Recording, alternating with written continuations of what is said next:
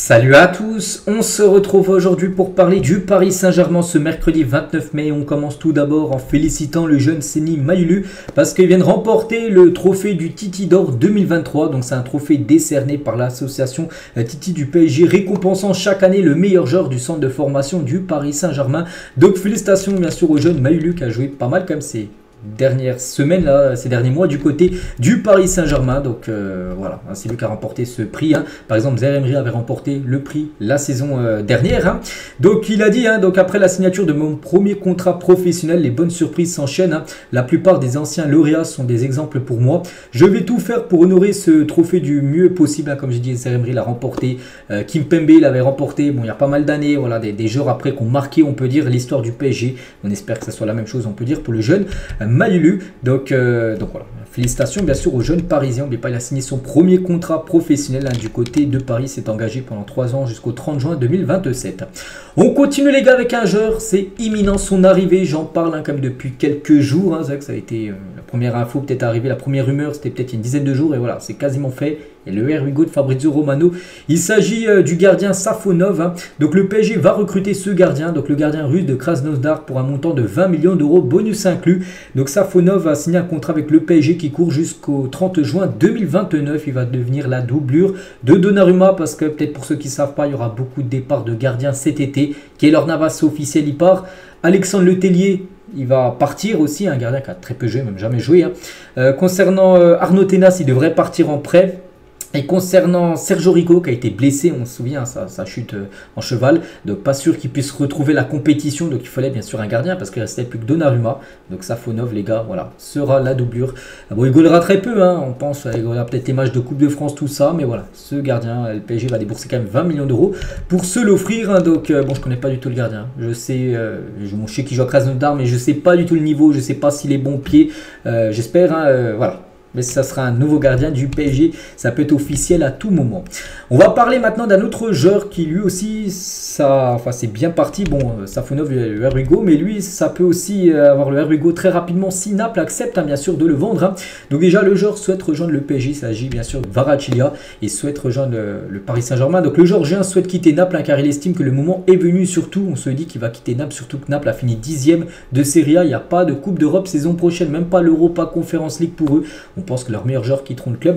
Donc on pense bien sûr à lui, pourquoi pas aussi au Osimhen, qui est un joueur aussi que j'ai souvent vu le PSG est intéressé. Bref, donc pour l'instant on parle du Géorgien Kvaratskhelia. Donc les changements prévus par la direction et l'arrivée du nouvel entraîneur qui devrait être Conte ne le motivent pas à rester là-bas. Donc du coup, il devrait partir et le PSG pour l'instant le club le mieux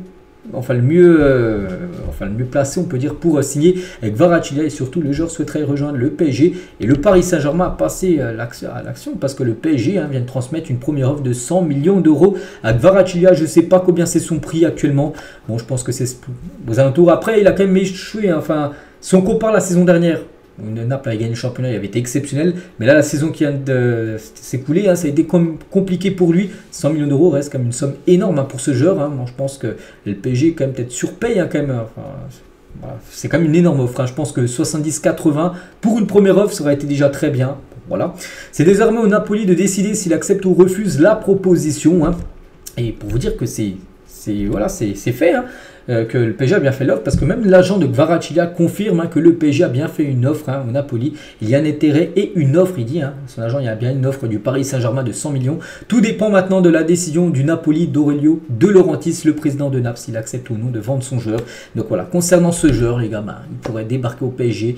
Donc première offre à 100, je pense que le PSG aurait dû faire déjà une offre à 80, puis après au pire deuxième, tu montes à 100. Que commencer déjà à 100, Naples, ils vont dire maintenant on en veut plus. Voilà, concernant ce joueur. Et petite comparaison des stats de Kvaratskhelia et Bradley Barcola sur cette saison réalisée. Donc Kvaratskhelia c'est en bleu et Barcola c'est en rouge. Donc on peut voir par exemple les buts. On peut voir par exemple que Kvaratskhelia a plus marqué que par exemple que Barcola. Donc il a 23 ans, Kvaratskhelia, c'est aussi une donnée à prendre en compte. Donc on peut voir par exemple les actions défensives réussies, la proportion touche, des ballons touchés dans la surface de réparation, on peut voir à chaque fois. Donc voilà, en gros c'est quasiment le même apport que Bradley Barcola, ça peut être pas mal.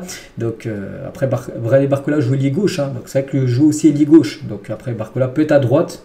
Bon, il y a Dembélé aussi à droite, donc c'est vrai qu'il y aura quand même du monde en attaque si Kvaratskhelia bien sûr arrive au club. Bref, on continue les gars avec la une cette fois-ci du journal Équipe. Aujourd'hui, ça parle d'Mbappé, salaire bloqué. Donc jusqu'au bout, le départ de l'attaquant parisien vers le Real Madrid sera compliqué. Le PSG a retenu son salaire d'avril et une prime prévue en février. L'affaire est entre les mains des avocats. Donc voilà, le PSG n'aurait pas payé le salaire de Kylian Mbappé sur le mois d'avril et plus une prime au mois de février. Bon, ça monte quand même à 80 millions d'euros, comme ce oubli entre guillemets.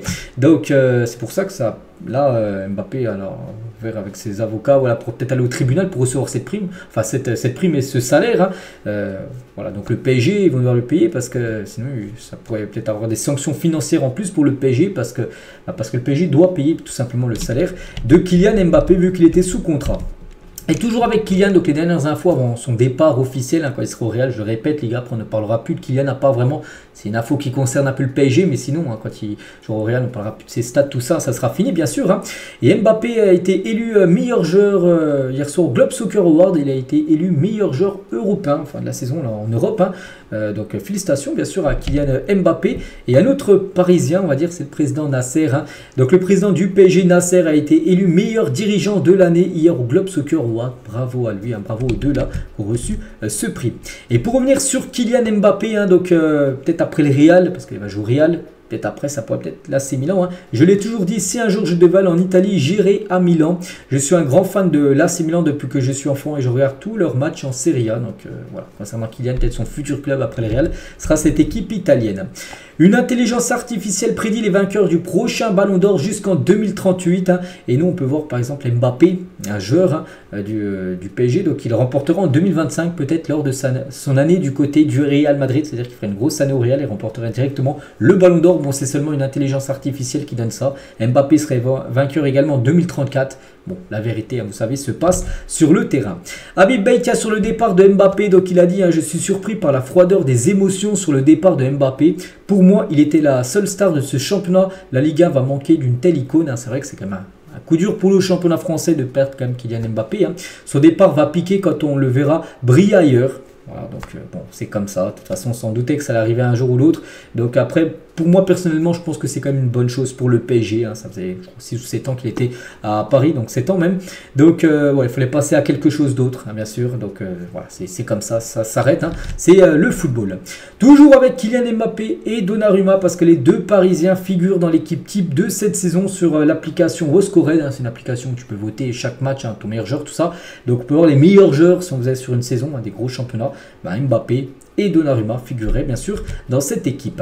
On va parler de l'entraîneur des U19, Zoumana Camara, qui devrait quitter le PSG. On en a parlé déjà il y a à peu près 2 ou 3 semaines. J'avais dit qu'il souhaitait quitter le Paris Saint-Germain et pourrait peut-être débarquer du côté du Racing Club de Lens en cas de départ de Franck Hens. Et le coach de Lens devrait partir du côté de Nice, entraîner la saison prochaine. Et du coup, Camara pourrait être le futur entraîneur de cette équipe lensoise. Luis Campos entamera bien sa 3e année de contrat à Paris et une prolongation de ce contrat est actuellement envisagée pour une année supplémentaire. Mais pas que c'est le directeur sportif du club. Bien, là, il est très important parce que le directeur sportif du club, c'est celui qui gère, on peut dire, le recrutement. Le PSG serait en première, enfin le PSG a fini premier de Ligue 1, mais si on faisait juste un petit championnat avec les 5 équipes qui ont fini première de Ligue 1, donc ça ferait 8 matchs joués. Donc le PSG aurait 4 victoires, 3 matchs nuls et seulement une défaite. C'était Nice au match aller, la défaite. Donc 14 points, 1 point d'avance sur Monaco si on faisait seulement un championnat avec les 5 premiers de la Ligue 1. Vitinha mérite d'être entouré avec des milieux de classe mondiale. On n'a vraiment pas intérêt à se louper dans ce secteur pour ce mercato. Il n'est pas en milieu de terrain. Vitinha, on pense, c'est même pas on pense, c'est sûr, titulaire indiscutable saison prochaine au vu de ce qu'il a fait là, enfin cette saison. Donc tu mets Zaire Emery, tu lui fais encore confiance, Zaire Emery, même si pour moi il a vraiment eu la déçu en deuxième partie de saison. Oui, si on parle pas d'âge, parce que peut-être il va dire oui il est jeune encore, non, il a quand même 18 ans, on a déjà vu ce qu'il a pu faire en première partie de saison. Il a déçu en deuxième partie de saison, à lui de retrouver son niveau, sinon les gars il perdra sa place. Et c'est Fabien Ruiz, il faut l'enlever. Voilà, il y a vraiment une place à prendre au milieu de terrain, il faut ramener vraiment un gros milieu de terrain pour accompagné, on peut dire, Vitinha et Zaire Emery. Kangilny en 2024, version Instagram, donc il a posé 9 photos et 3 trophées, tout simplement. Le trophée de la Coupe de France, le trophée de la Ligue 1 et le trophée tout en bas à droite, c'est le trophée des champions, tout simplement remporté en tout début 2024. C'est sa première photo qu'il a mis sur l'année, donc voilà, c'est fou. Hein. Quand tu es au PSG, tu remportes bien sûr des trophées. Une petite photo de Gonzalo Ramos avant de partir du côté du rassemblement du Portugal. Il a passé quelques jours de repos, on peut dire, avant de partir jouer bien sûr l'Euro. Milan Skriniar qui a été appelé par le sélectionneur de la Slovaquie pour participer aux 2 prochaines rencontres de préparation à l'Euro 2024. Hein. La liste définitive sera annoncée le 7 juin prochain et il est dedans Skriniar malgré qu'il a très peu joué avec le PSG. Le sélectionneur slovaque, hein, bon, l'a appelé. Bon, après, c'est vrai que ça reste l'un des meilleurs joueurs du côté de la Slovaquie, Milan Skriniar. Et on finit, les gars, avec Paris, bon, qui a fait le triplé. Mais si on regarde dans les 5 gros championnats européens, donc il y a seulement le PSG qui a réussi à faire le triplé. Toutes les autres équipes, par exemple, le Real a gagné 2 des 3 trophées en Espagne, on va dire. Ils ont gagné la Liga et la Super Coupe d'Espagne, mais la Coupe du Roi a été remportée par Bilbao. Pareil du côté de l'Italie, l'Inter a remporté championnat, la Super Coupe d'Italie, mais la Coupe d'Italie a été remportée par la Juve. Il y a seulement le PSG qui a fait le triplé, on peut dire, sur son propre territoire, on peut dire. Hein. Donc voilà, ça fait plaisir. N'oubliez pas que le PSG n'avait pas remporté les 2 dernières Coupes de France. Donc c'est pour ça que ça fait plaisir. Hein. Cette Coupe de France remportée. Donc voilà ce qu'il y a à dire aujourd'hui. J'espère que ça vous a plu. On se retrouve demain pour le prochain numéro. À demain.